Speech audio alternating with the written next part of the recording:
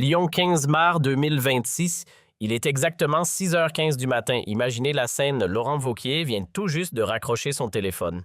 À l'autre bout du fil, le président de la République en personne. Une conversation qui n'a duré que quelques minutes, mais qui vient littéralement de changer sa vie. Les mots d'Emmanuel Macron résonnent encore dans sa tête. « Laurent, j'ai besoin de vous à Matignon. Sébastien vient de démissionner et vous êtes le seul capable de sauver ce quinquennat. » Le président de la région Auvergne-Rhône-Alpes, également président des Républicains, affiche un sourire de satisfaction. Ce sourire, mes amis, c'est celui d'un homme qui vient d'atteindre son Everest personnel. Après des années d'opposition, des années de patience, des années d'attente, il va enfin accéder à ce poste qu'il convoitait depuis si longtemps. Mais voilà le problème. Ce que Wauquiez ignore à ce moment précis, c'est qu'exactement 24 heures plus tard, tous ses rêves de grandeur vont s'effondrer dans ce qui deviendra le plus grand scandale politique de sa carrière. « Enfin !» s'exclame-t-il en se tournant vers ses conseillers présents dans son bureau lyonnais. Macron vient de comprendre qu'il avait besoin de la droite républicaine pour sauver la France. L'ambiance dans le bureau électrique. Depuis la démission surprise de Sébastien Lecornu, 1 heure plus tôt, le téléphone de Wauquiez n'a cessé de sonner. Journaliste, élu, responsable politique, tout le monde veut connaître sa réaction à cette crise gouvernementale majeure. Mais l'appel d'Emmanuel Macron lui a absolument tout changé. « Mes amis », déclare alors Wauquiez à son équipe, « dans 48 heures, je serai Premier ministre de la République française. Il est temps de préparer notre retour au pouvoir. » Et franchement, cette perspective n'a rien d'irréaliste, parce qu'il faut bien comprendre qui est cet homme. Laurent Wauquiez, 49 ans, ancienne ministre sous Nicolas Sarkozy, président de région extrêmement populaire, dirige les Républicains d'une main de fer. Sa gestion de la crise Covid en Auvergne-Rhône-Alpes lui a donné une stature nationale et ses critiques mesurées mais fermes de la politique macroniste en ont fait un recours crédible. Laurent a le profil parfait, explique d'ailleurs un proche de Macron ce soir-là. Il incarne la droite républicaine classique. Il a l'expérience gouvernementale et surtout, il peut nous apporter les voix LR dont nous avons besoin à l'Assemblée pour gouverner. Cette alliance, il faut le dire, était dans l'air depuis des mois. Face à la montée de Le Pen et Mélenchon, les partis centristes cherchaient désespérément à faire bloc. Et la démission de Lecornu offrait l'occasion rêvée de concrétiser enfin cette union. Nous allons former le gouvernement le plus stable depuis le début du quinquennat, se réjouit Wauquiez. Fini le temps des compromissions avec l'extrême gauche ou l'extrême droite. La France mérite mieux que ça. Et là, mes amis, les préparatifs commencent immédiatement. Pas une minute à perdre. Wauquiez convoque en urgence une réunion avec les dirigeants LR. Parce qu'il y a énormément de choses à faire et très peu de temps pour les faire. Il faut préparer la future équipe gouvernementale, définir les priorités politiques et surtout gérer la communication autour de cette alliance historique. C'est un moment crucial pour notre famille politique, explique-t-il aux cadres LR rassemblés dans les locaux du parti à Lyon. Nous avons l'opportunité de revenir au pouvoir dans des conditions honorables avec un vrai programme, une vraie légitimité. Et comme tu m'as ensemble, c'est Thomas elle est présent, enthousiaste bien sûr, mais également prudent. Parce qu'en politique, vous le savez, rien n'est jamais acquis tant que ce n'est pas signé. Es-tu certain que Macron ne va pas changer d'avis? Demande alors Aurélien Pradier, secrétaire général du parti. La question, franchement, est légitime. Mais la réponse de Wauquiez fuse sans la moindre hésitation. Oui, il n'a pas le choix. Sans nous, son quinquennat est fini. Et cette confiance, il faut l'admettre, n'est pas infondée. Les sondages montrent clairement que seule une alliance LR pourrait rassembler une majorité stable à l'Assemblée nationale et Laurent Wauquiez, c'est un fait est le dirigeant LR le plus respecté, capable de faire accepter cette alliance à sa base militante. Nous négocierons d'égal à égal, précise-t-il à ses troupes. Pas question d'être les supplétifs de Macron. Nous voulons des ministères régaliens, un vrai poids dans les décisions et l'assurance que nos valeurs seront respectées. La soirée se prolonge tard dans la nuit. Et là, il faut vraiment visualiser la scène. Wauquiez et son équipe travaillent sur absolument tous les détails, composition du gouvernement, programme politique, stratégie de communication. L'ancien président de l'UMP, habitué aux négociations de haut niveau, orchestre tout avec une précision d'horloger suisse. Demain matin, je prends le premier avion pour Paris, annonce-t-il vers minuit. À 10 heures, j'ai rendez-vous à l'Élysée pour finaliser les accords. À 15 heures, nous ferons une déclaration commune avec le président. Et demain soir, je dors à Matignon. Voilà. L'emploi du temps est parfaitement huilé, minuté à la seconde près.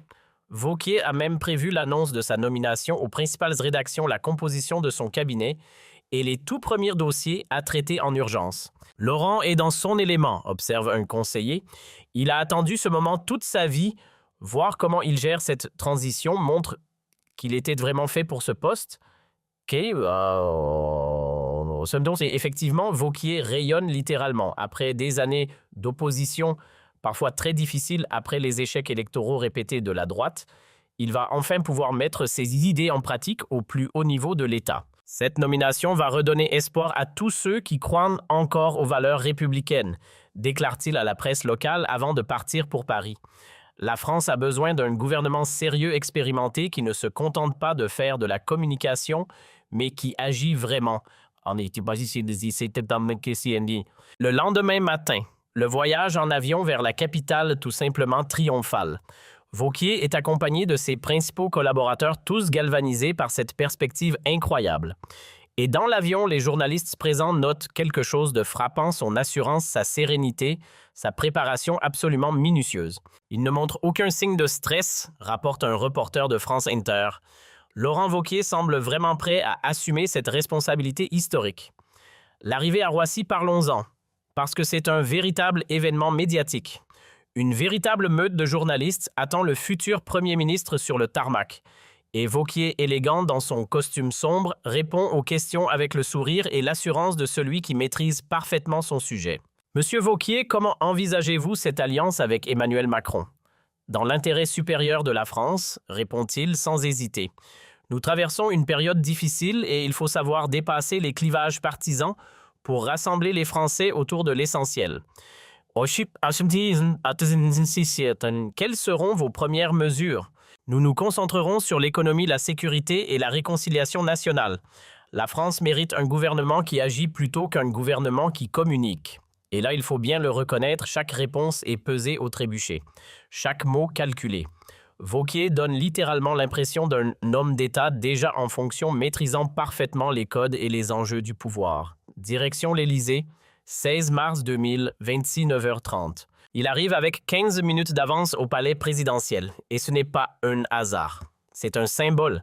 Il ne faut surtout pas faire attendre Emmanuel Macron pour ce rendez-vous crucial. Monsieur le futur Premier ministre, plaisante même un huissier de l'Élysée en l'accueillant. Wauquiez sourit, détendu, serein. Il a passé toute la nuit à étudier les dossiers, à préparer ses arguments et anticiper les questions du président.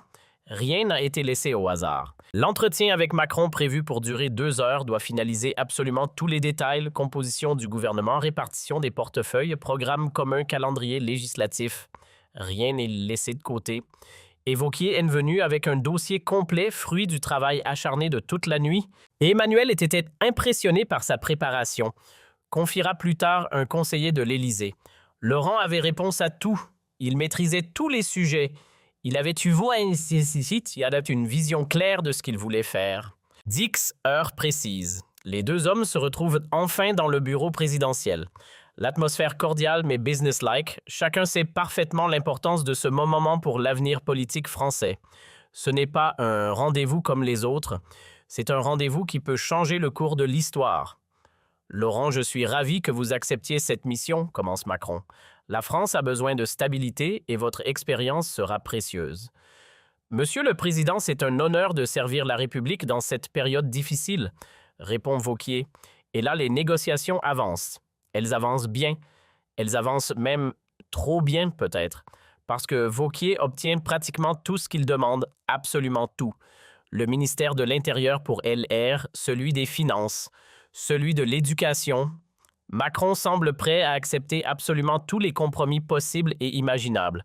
Il était tellement soulagé d'avoir trouvé une solution qu'il aurait accordé n'importe quoi, analysera plus tard un politologue. Et c'est exactement ça. Macron était dans une position de faiblesse totale, acculé, sans alternative, vers 11h30.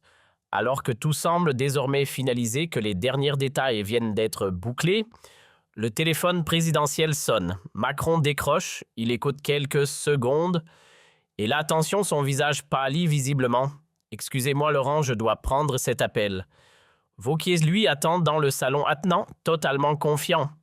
Il consulte ses messages, finalise les derniers détails avec son équipe.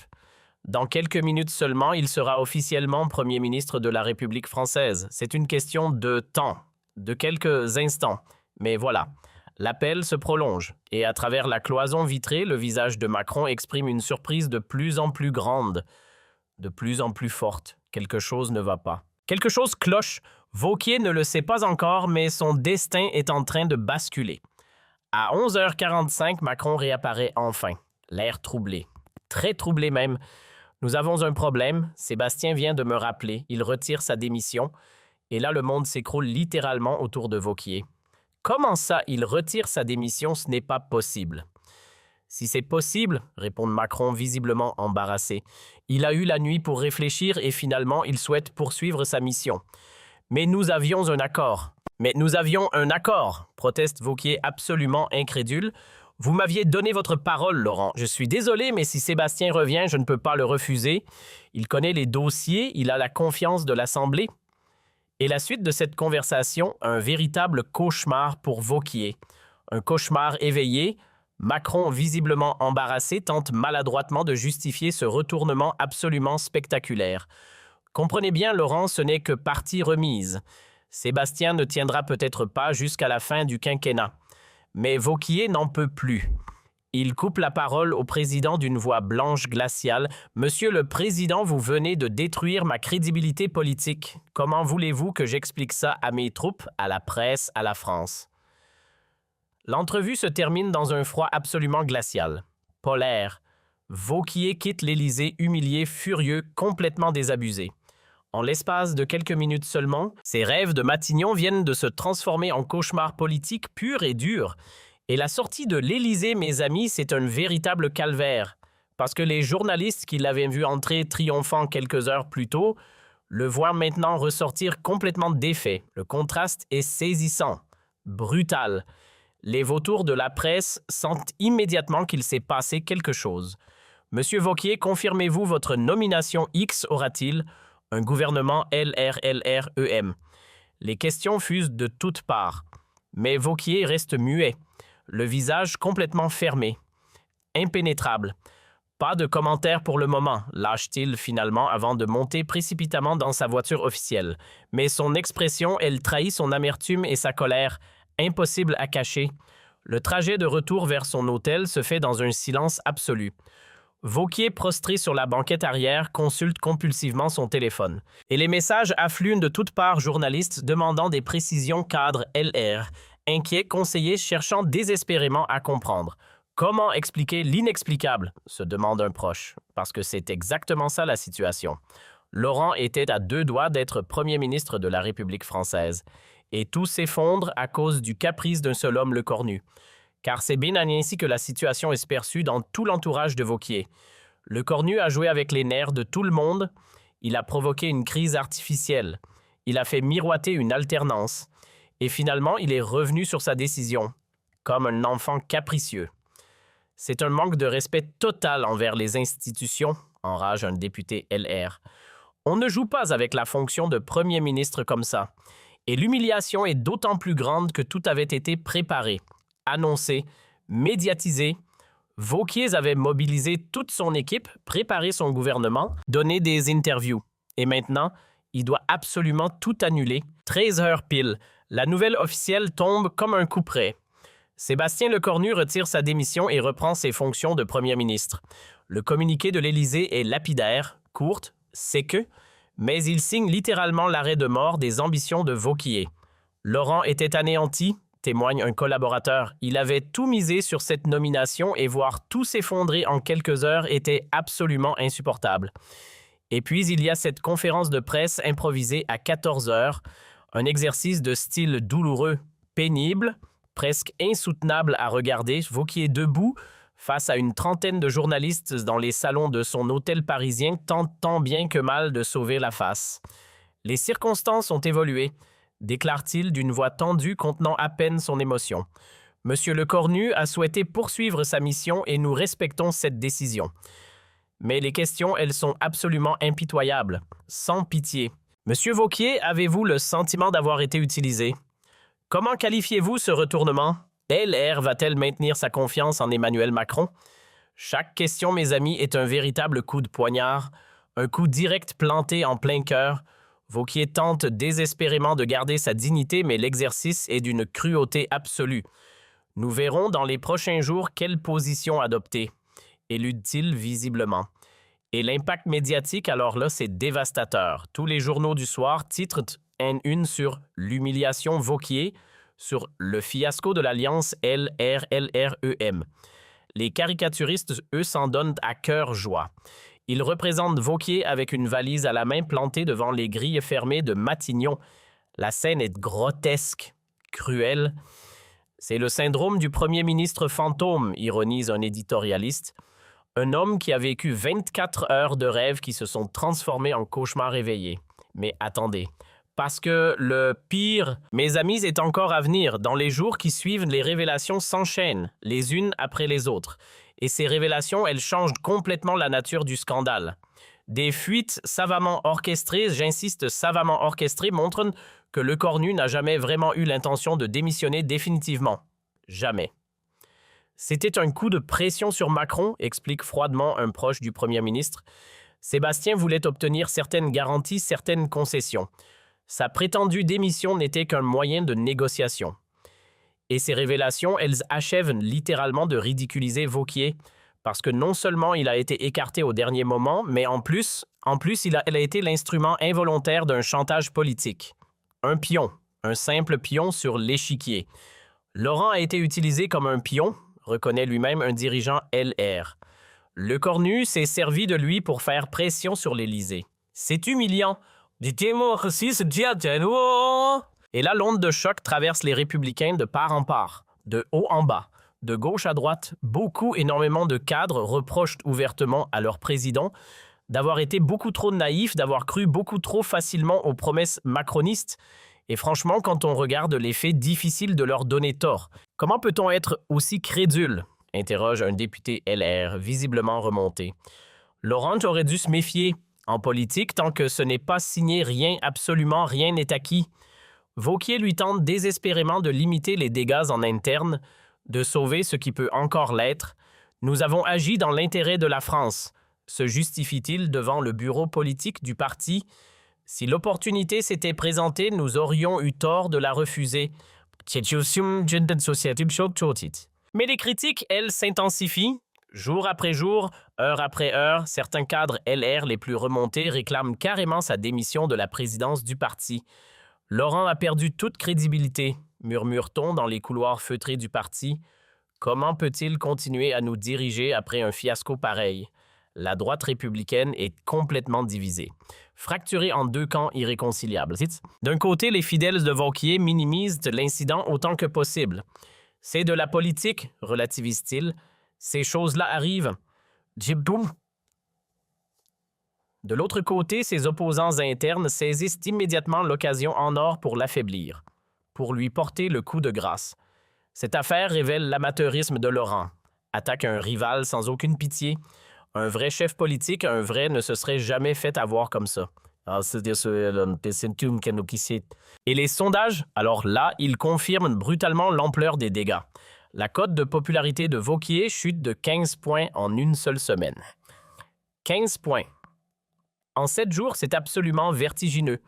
Les Français, eux, retiennent surtout une image, celle d'un homme politique manipulé, humilié, utilisé, une image terrible pour quelqu'un qui vise les plus hautes fonctions. L'opinion publique est impitoyable avec les perdants, analyse froidement un sondeur. Vauquier paie aujourd'hui le prix fort de cet épisode ridicule. 3 semaines après le fiasco, Vauquier tente alors un comeback. Une tentative désespérée pour reprendre la main. Le décor, un grand meeting à Lyon devant 2000 militants LR venus de toute la région. Et là, l'homme essaie de reprendre l'offensive, de montrer qu'il est toujours debout.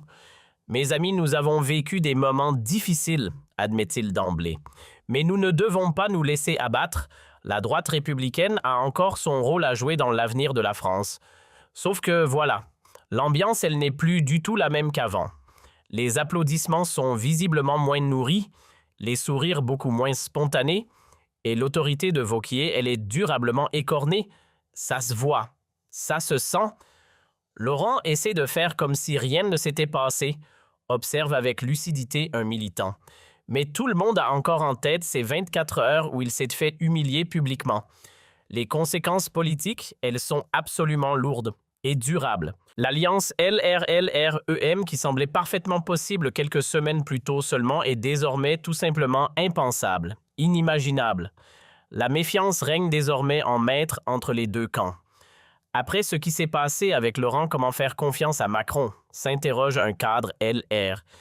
Il nous a manipulés une fois, il recommencera. Du côté macroniste, on tente évidemment de minimiser l'incident, de faire profil bas. C'était un malentendu, prétend un ministre la main sur le cœur. Les circonstances ont évolué rapidement, c'est tout. Mais dans les faits, mes amis, cette affaire a durablement profondément compliqué les relations entre le centre et la droite. Une vraie fracture. Wauquiez est devenu tout simplement infréquentable pour Macron.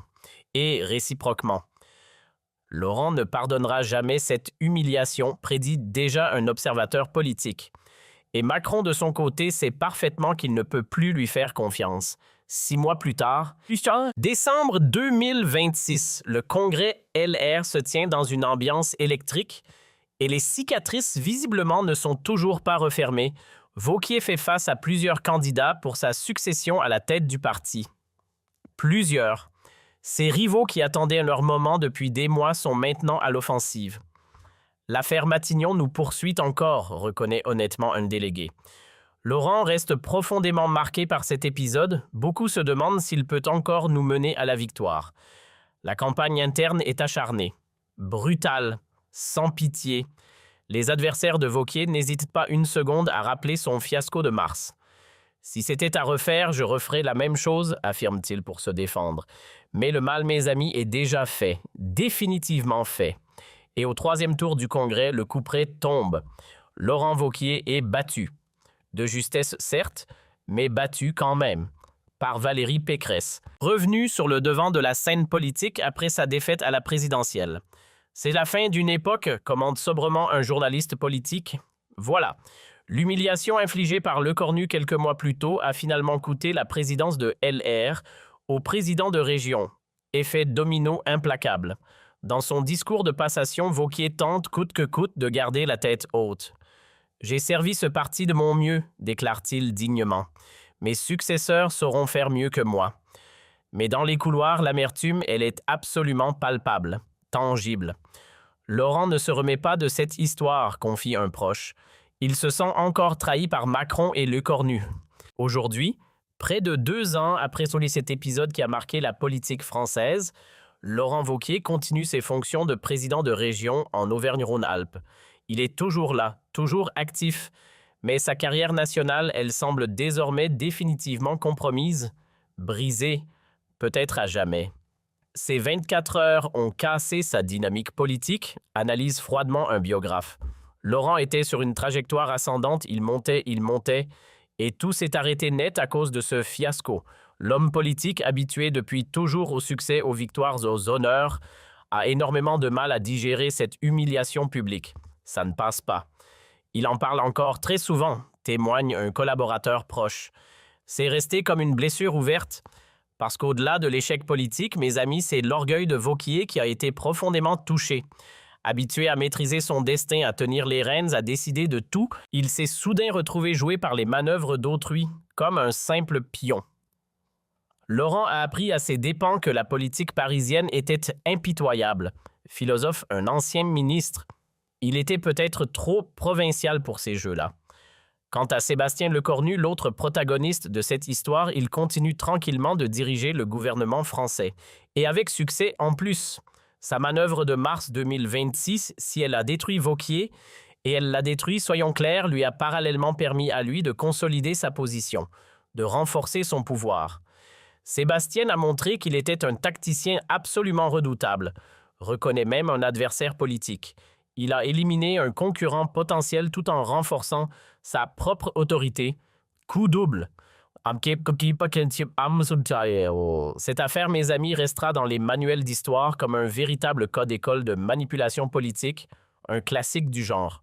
Parce que pensez-y, en l'espace de seulement 24 heures, un homme a vu ses rêves de grandeur, ses ambitions de toute une vie se transformer en cauchemar public, victime d'un jeu dont il ne maîtrisait absolument pas les règles. C'est la politique dans ce qu'elle a de plus cruel, conclut un politologue. Et il a raison. Wauquiez a payé le prix fort de sa naïveté. Et Lecornu, de son côté, a démontré qu'en politique, absolument tous les coups sont permis. L'histoire jugera plus tard si cette manœuvre était véritablement légitime ou si elle relevait purement et simplement de la manipulation. Le débat reste ouvert. Mais une seule chose est absolument certaine, Laurent Wauquiez en garde encore aujourd'hui les stigmates. Et ces 24 heures, mes amis, resteront probablement comme l'épisode le plus douloureux de toute sa carrière politique. Mais attendez, parce que 2 ans plus tard, tout va absolument basculer. Des révélations explosives bouleversantes vont complètement changer la donne, renverser la table, tout remettre en question. Un ancien conseiller de l'Élysée, et c'est de là que ça devient intéressant, révèle dans ses mémoires que Lecornu avait orchestré lui-même sa propre fausse démission. Dans quel but? Pour tester l'opposition. Pour éliminer ses concurrents politiques, un plan machiavélique cyniquement exécuté. J'ai été l'instrument d'une manipulation cynique, déclare alors Wauquiez dans une interview retentissante à France 2. Et cette phrase, mes amis, va faire le tour de tous les médias. Cette révélation fracassante relance immédiatement l'intérêt public pour l'affaire. Et progressivement, petit à petit, elle réhabilite l'ancien président de LR. Les Français redécouvrent l'histoire sous un nouvel angle. En octobre 2027, Wauquiez passe enfin à l'offensive. Il dépose officiellement une plainte pour manipulation. Les Français ont le droit de savoir si leur démocratie est manipulée, promet-il solennellement. Après 2 longues années de profil bas de silence forcé, il reprend enfin la parole. Et il frappe fort. Cette renaissance politique de Wauquiez, elle culmine lors des élections européennes. Un moment clé absolument crucial. Menant la liste LR, il obtient un score complètement inespéré de 18%. 18%. Absolument personne ne l'attendait à ce niveau. Un véritable triomphe qui confirme son grand retour sur le devant de la scène politique française. C'est la victoire de la vérité sur la manipulation, déclare-t-il ému le soir du scrutin. Et la formule, elle fera date. Ce succès électoral éclatant marque officiellement la fin de la traversée du désert pour l'ancien président de région. Fini le purgatoire politique, il est de retour. Et il est plus fort que jamais. Et dans chacune de ses interventions, désormais, il rappelle systématiquement l'épisode de mars 2026. Il le présente comme le symbole ultime de la dérive du système politique français. Une stratégie narrative redoutable. Et ce discours, il trouve un écho absolument croissant dans un électorat profondément déçu par les révélations gouvernementales qui se multiplient. C'est un retournement spectaculaire, observe un institut de sondage. En 2 ans seulement, les rôles se sont complètement inversés. Wauquiez est passé du statut de loser à celui de victime respectable.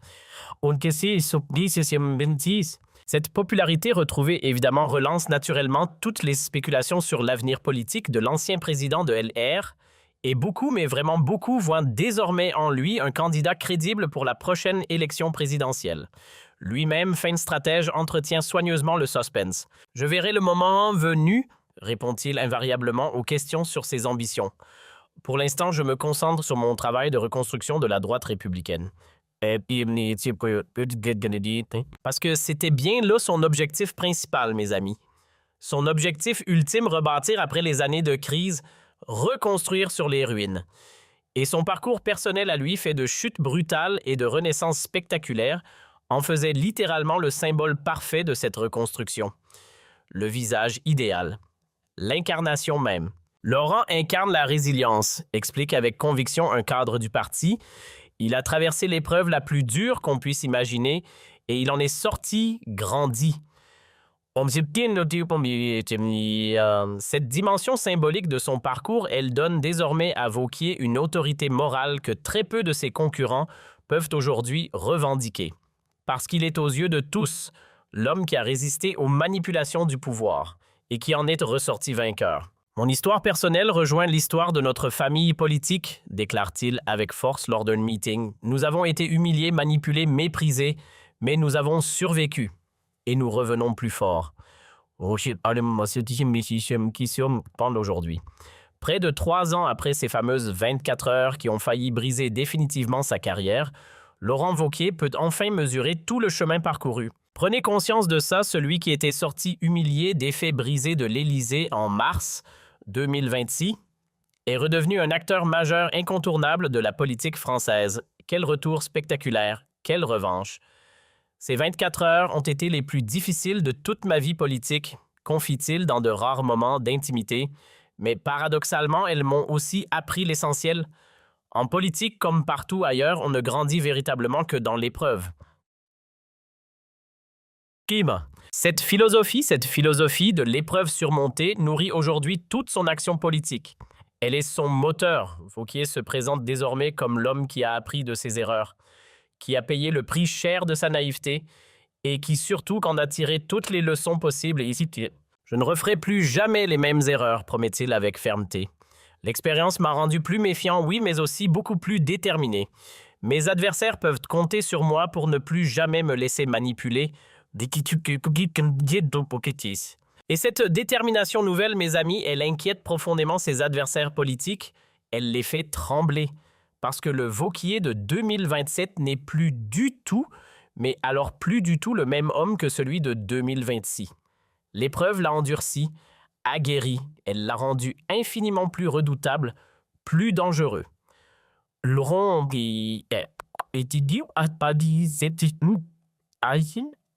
est devenu un adversaire beaucoup plus coriace, reconnaît avec inquiétude un ministre. Son humiliation l'a complètement transformé. Il ne laissera plus rien passer désormais. Et effectivement, dans ses nouvelles fonctions de président du groupe LR au Sénat, un poste qu'il a obtenu en septembre 2027, Wauquiez fait preuve d'une combativité absolument remarquable contre le gouvernement Lecornu. Une combativité qui surprend, qui impressionne, qui déstabilise. Chaque intervention, chaque amendement, chaque prise de position semble littéralement portée par le souvenir vivace de cette humiliation de mars 2026. C'est viscéral. C'est sa vengeance, tout simplement, analyse froidement un journaliste parlementaire. Laurent fait payer à Lecornu, loi après loi, débat après débat, l'humiliation qui lui a été infligée. Et cette stratégie de harcèlement parlementaire porte ses fruits, de plus en plus. Le gouvernement Lecornu, qui bénéficiait jusqu'alors d'une certaine tranquillité au Sénat, doit désormais compter avec une opposition beaucoup plus organisée, beaucoup plus vindicative, beaucoup plus déterminée. Wauquiez a littéralement transformé le groupe LR en machine de guerre, constate même un sénateur de la majorité. Ils sont sur tous les fronts avec une efficacité absolument redoutable. Cette efficacité retrouvée de l'opposition sénatoriale complique singulièrement la tâche de Lecornu. Lui, le Premier ministre habitué à gouverner sans la moindre contrainte parlementaire majeure, découvre maintenant les inconvénients d'avoir en face de lui un adversaire motivé par une seule chose, la revanche. Sébastien commence sérieusement à regretter son coup de 2026, confie un proche. En humiliant Wauquiez, ce jour-là, il s'est créé lui-même un ennemi acharné, implacable. Et politiquement, mes amis, c'était tout simplement une erreur stratégique majeure. Parce qu'au-delà de la simple dimension personnelle, cette guerre parlementaire a des conséquences très concrètes, très réelles. Plusieurs projets gouvernementaux importants ont été retardés, reportés ou modifiés sous la pression de l'opposition sénatoriale menée par Wauquiez. Ça se voit dans les textes, ça se mesure. Laurent a parfaitement compris que le Sénat était désormais sa base de reconquête, explique un constitutionnaliste. Il utilise cette institution pour redevenir totalement incontournable dans le débat national. Et la stratégie fonctionne. Média après média, commentateur après commentateur. Tous, absolument tous, reconnaissent aujourd'hui que Wauquiez est redevenu un poids lourd de la politique française, un acteur majeur. Son comeback est l'un des plus spectaculaires de toute la Ve République, estime même un historien politique. Et il a raison. Très peu d'hommes politiques ont su transformer une telle humiliation en un tel succès. Cette renaissance politique de Wauquiez pose évidemment inévitablement la question de l'avenir. À 52 ans seulement, l'ancien président de région a encore de très longues années devant lui. Et beaucoup, vraiment beaucoup, parient aujourd'hui qu'il n'a absolument pas dit son dernier mot. Laurent a une revanche à prendre, prédit un de ses proches. Ces 24 heures de mars 2026 l'obsèdent encore, elles le hantent. Il n'aura de cesse que lorsqu'il aura rendu la monnaie de sa pièce à ceux qui l'ont humilié. Et cette soif de revanche, elle pourrait bien être le véritable moteur de la prochaine étape de sa carrière, le carburant. Parce que si Wauquiez a effectivement reconquis sa place dans le paysage politique, il n'a pas encore obtenu la réparation complète qu'il estime lui profondément méritée. Il en veut plus. Le vrai règlement de compte aura lieu lors de la prochaine élection présidentielle, prophétise un analyste. Si Laurent se présente, ce sera autant pour conquérir l'Élysée que pour prendre sa revanche définitive sur ceux qui l'ont trahi. En attendant cette échéance cruciale, Laurent Wauquiez continue de porter les stigmates de ces fameuses 24 heures qui ont failli briser définitivement sa carrière. Mais aujourd'hui, mes amis, ces stigmates sont devenus des médailles, des décorations. L'humiliation s'est muée en légitimité. La naïveté s'est transformée en expérience. La défaite s'est faite tremplin. L'histoire de ces 24 heures restera comme l'un des épisodes les plus troublants, les plus fascinants de toute la politique française contemporaine. Elle illustre à la fois la cruauté implacable du jeu politique et en même temps l'incroyable capacité de résistance des hommes. Laurent Wauquiez en est sorti meurtri mais grandi, humilié mais plus fort, brisé mais reconstruit. Et peut-être, mes amis, que c'est là la véritable leçon de cette affaire. En politique, comme partout ailleurs dans la vie, ce ne sont pas les chutes qui définissent véritablement un homme, mais sa capacité à se relever.